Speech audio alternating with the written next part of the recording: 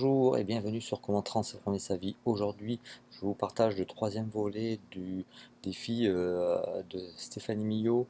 Euh, donc le défi de 22 jours.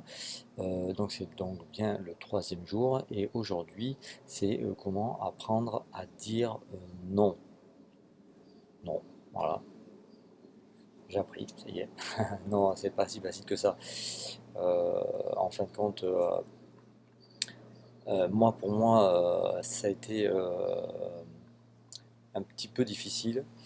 Euh, il y a quelques années, voilà, je savais pas dire non. J'avais surtout peur de la réaction des autres. Moi, ça me contrariait. J'avais peur de perdre mes amis. Ouais, c'était assez difficile. Et après, voilà, j'ai appris par moi-même, hein, voilà, sur plein de choses au niveau du développement personnel. Mais j'ai appris que le non était très important et savoir s'affirmer sans non plus comment dire, être trop non plus, s'en servir trop tout le temps. Voilà, il faut faire un poids de mesure. Donc voilà, moi il y a quelques années je ne savais pas dire non et j'ai appris à dire non. C'est vrai qu'aujourd'hui je ne m'en porte pas plus mal. Euh, c'est pas une maladie, on n'est pas obligé de dire non à tout. Et des fois, quand il faut le dire. Et en plus, cela renforce notre caractère et notre détermination. Pour les gens qui n'ont pas encore les clés à savoir dire non, et que pour certains cela paraît irréalisable, il y a plusieurs techniques, plusieurs façons. Appropriez-vous en quelques-unes qu'on va expliquer par la suite. Alors, écoutez-vous.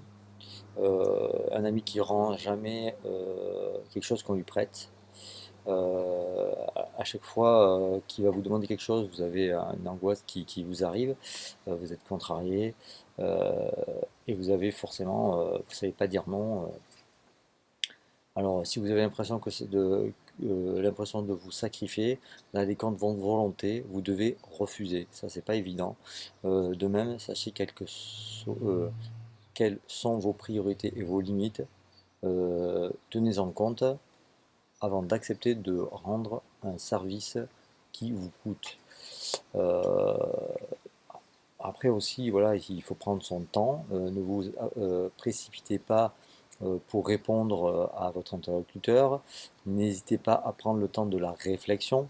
C'est un bon moyen de signifier que ce n'est pas gagné d'avance, que sa requête peut poser un problème. Cessez de vous justifier. Non, désolé, je ne peux pas dîner chez toi samedi. Je crois que je couvre une mauvaise grippe. Je n'ai pas jamais inventé une telle excuse pour éviter une soirée à laquelle je n'ai pas envie d'aller. Moi, si j'ai pas envie d'aller à une soirée, si j'ai pas envie de faire quelque chose, je sais dire non. Euh, Après, voilà, quand on est comme ça, voilà, on a peur du risque de se mettre en une situation délicate, par peur de blesser les autres. Voilà, le refus n'est pas c'est en quelque sorte une façon de plaider coupable. Alors vous avez tout à fait le droit, hein, de dire non, sans donner d'explication non plus, hein, vous n'avez pas besoin. Voilà, ça s'apprend, hein, c'est des techniques, il faut prendre du recul. Faut pas culpabiliser. C'est pas parce que vous dites non à quelqu'un pour X raison, une invitation euh, ou autre, que votre ami sera blessé et ne sera plus votre ami.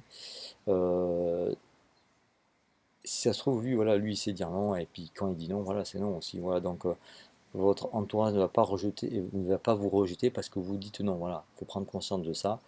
Euh, Après, voilà, pareil, on peut user de tact.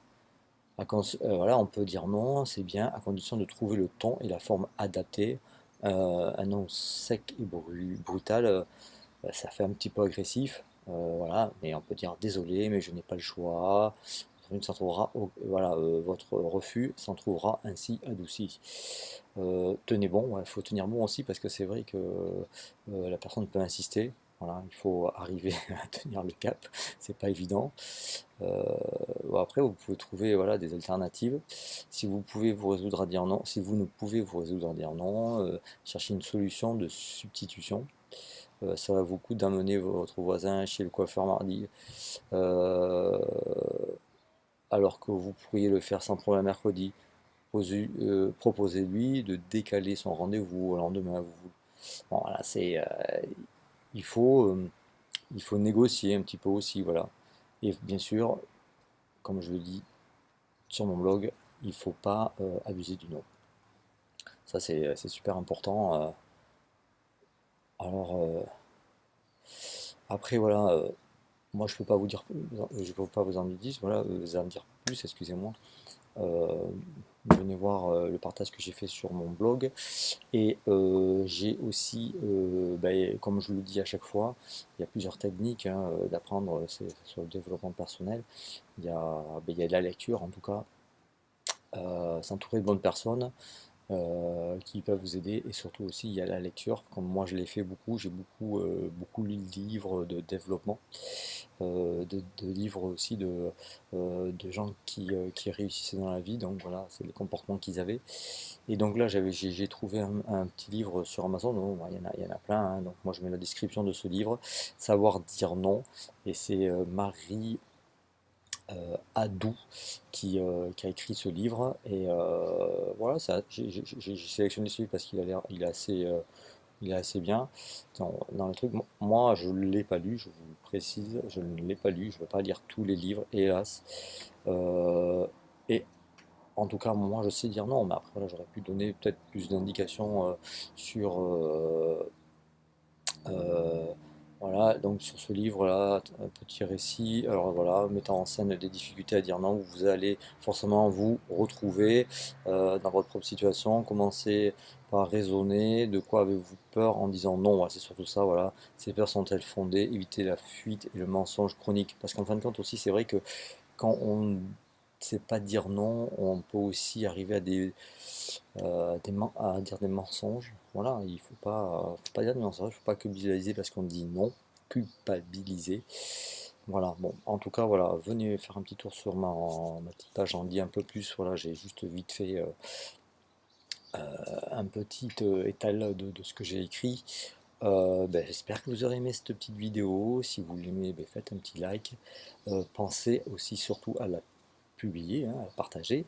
Et bien sûr aussi si vous aimez et que vous n'êtes pas abonné à ma chaîne YouTube, pensez aussi à vous abonner. Vous allez recevoir quelques petites informations comme ça. Toutes les 2 mois, alors, ça dépend des fois, mais je poste entre 4 et 2 vidéos par mois. Voilà, des vidéos qui sont sur le développement personnel ou un petit peu sur des tutos ou sur un petit peu du business. Voilà. Donc voilà, j'espère que vous aurez aimé. Je vous dis merci, à très bientôt pour une prochaine vidéo et au revoir, ciao.